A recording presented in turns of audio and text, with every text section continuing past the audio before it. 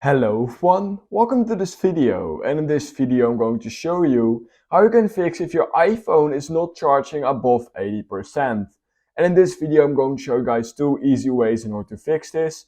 So fix number one is simply opening settings on your iPhone just like this, then scrolling down till you find battery right here. Basically, once you've done that, click on battery health and charging, and what you simply need to do is disable optimized battery charging and just turn it off basically, yeah, forever. So just turn it off, and basically what this does, it will literally just charge your battery above 80%. It will literally say right here, to reduce battery aging, I've alerts from your daily charging routine, so it can wait to finish charging past 80% until you need to use it.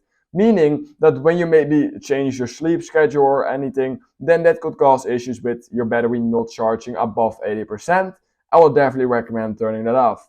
If you've already done that, if it was never on, then the second thing I would recommend doing is going into general, scrolling down till you find transfer reset iPhone, click on reset, and click on reset all settings. That's literally all you need to do. Once you've done that, it will basically hard refresh your entire phone, including your battery and charging, and that should fix the issue for you.